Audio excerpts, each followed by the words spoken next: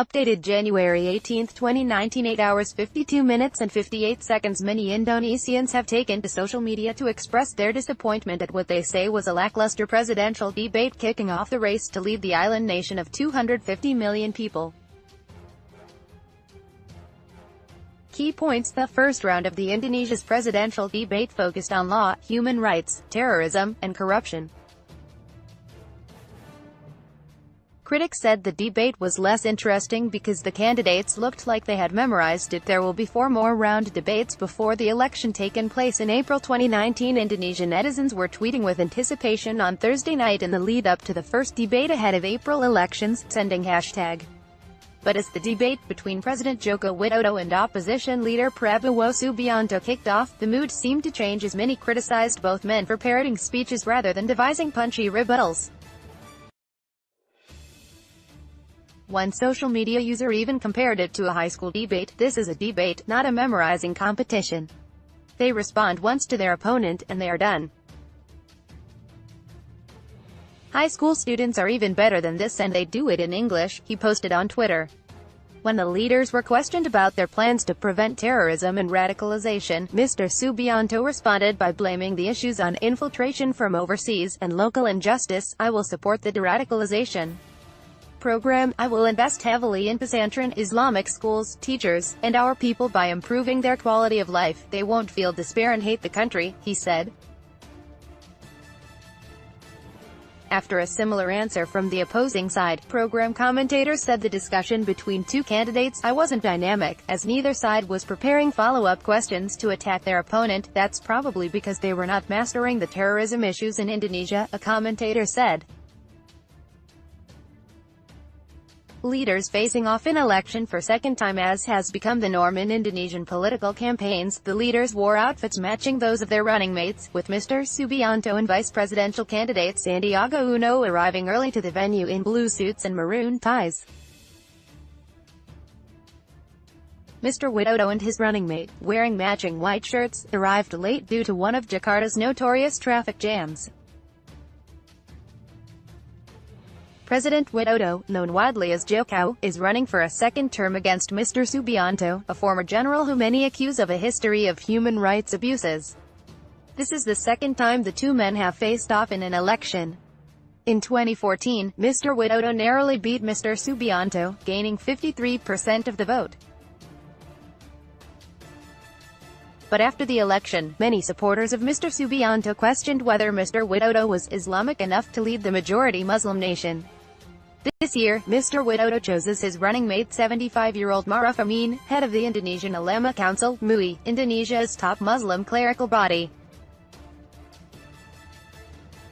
In contrast, Mr. Uno, the former deputy governor of Jakarta, is an avid marathon runner who is often portrayed in the local media as a millennial magnate.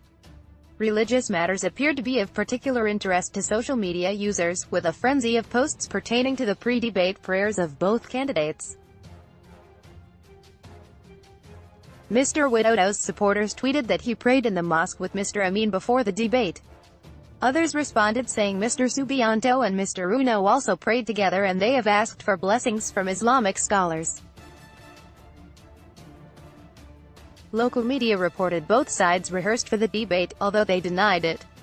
Reports also claimed they both hired communications and political campaign experts to familiarize them with the talking points that were provided in advance by Indonesia's General Elections Commission (KPU). The focus of the questions was law, human rights, terrorism, and corruption, but experts blamed the advance questions for a lack of energy shown by the speakers. "This is what happened if the questions are already given to the candidates," Ferry Amsari, the director of Center Studies of Constitution at Indonesia's Universitas Andalas, said. "The debate became less interesting because the candidates look like they memorized it," he said on a local TV station during the debate.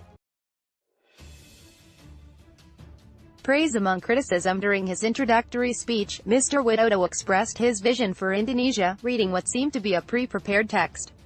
Mr. Prabowo's opening remarks were more confident. Speaking without notes, he explained his vision for Indonesia and also gave the floor to his running mate to speak.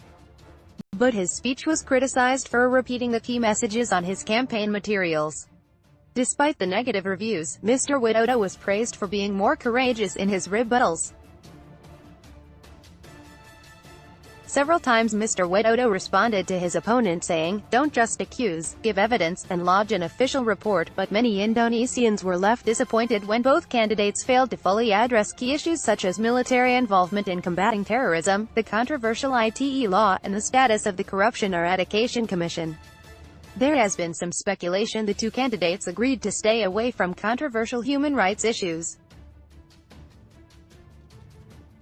However, Usman Hamid from Amnesty International Indonesia said the efforts of the two candidates need to be appreciated. Mr. Widodo has committed to putting greater value on human rights and Mr. Subianto also marked the importance of it, Mr. Hamid told Compass TV. He also said both candidates committed to respecting human rights when combating terrorism and radicalization, although they did not give specific answers regarding this nor did they prioritize it during the debate. During the final segment, the debate moderators asked the candidates to give final 2-minute statements in appreciation of their opponent, but both refused the offer. 4 more rounds of debates are scheduled in the lead-up to the April election. The second, to be held next month, will focus on energy, food, natural resources, environment, and infrastructure. The fourth debate, scheduled in March, will cover ideology, governance, security, and international relationships. It remains to be seen if Indonesia's relationship with Australia will be mentioned by the candidates. Topics.